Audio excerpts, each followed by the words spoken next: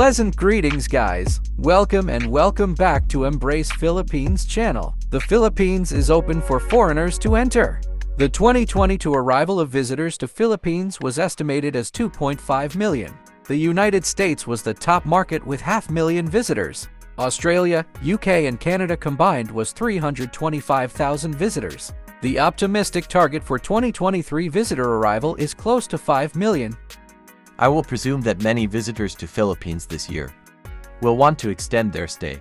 Those who wish to stay in the Philippines more than 30 days, I will be offering some tips on the complete step-by-step process. Step 1. Apply for 1-month extension at the nearest immigration office. Your passport and 2x2 photos are needed. Cost $60. After 2 sets of 30 days extensions, next is an alien certificate of registration card. Third extension can be 2 months at a time until 6 months of residing in the country. After 6 months of staying in Philippines, extension can be granted 6 months at a time until the maximum stay of 3 years. Budget around $600 per year for immigration cost. After 3 years, bye-bye Philippines for a minimum of 24 hours.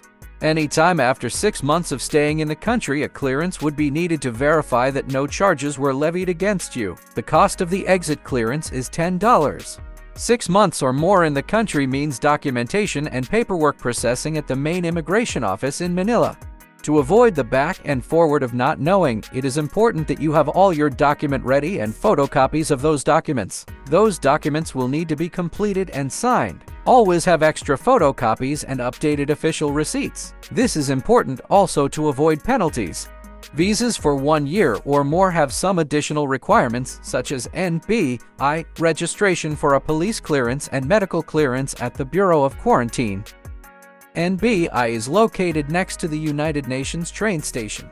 Schedule a paid appointment online for the police clearance. Cost $10. Bring a printout of your appointment, copy of your ACR card, passport, copy of passport bio page, and copy of latest arrival stamp passport page. Next, schedule a paid appointment at the Bureau of Quarantine for medical clearance. Cost $10. To get the medical clearance the same day, get the laboratory done at an accredited facility in an area you reside and submit the results during the appointment. If the laboratory is done at the Bureau of Quarantine, it will require a second visit for the results and the medical clearance. The medical clearance or approval is stamped in your passport. The cost is $20. The documents needed are 3 pieces of 2x2 passport photos and a printout of the appointment. Please note that Bureau of Quarantine is within walking distance to United Nations train station. Truck drivers charge 50 cents to get there. The next stop is at the Bureau of Immigration.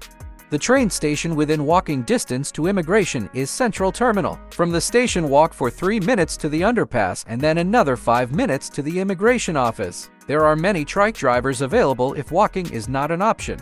Buses and jeepneys also are options to the underpass.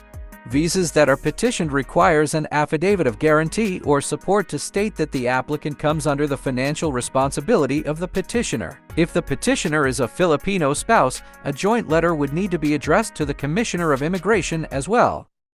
Please be aware that not all foreign nationals are qualified for permanent resident status. Permanent resident from the Philippines immigration is dependent on the bilateral agreement it have with the applicant's country. Many African countries and countries that are not independent can only avail temporary resident status. There is a renewal requirement for permanent residency every 5 years. Temporary residency is every 3 years.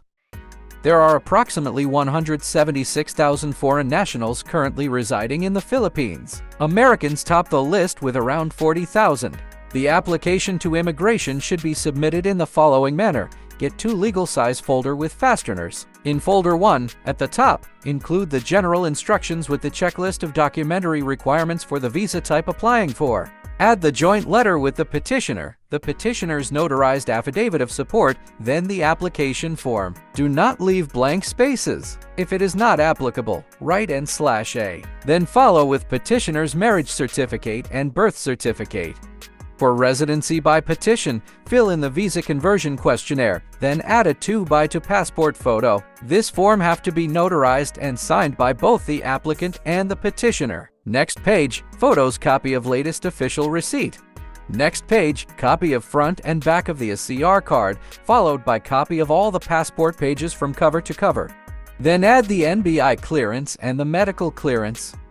Folder 2 is intended for the application of ACR card. The first page should be the checklist of documents required, followed by the completed application form, copy of the passport pages from cover to cover, copy of the official receipt, and copy of the current ACR card.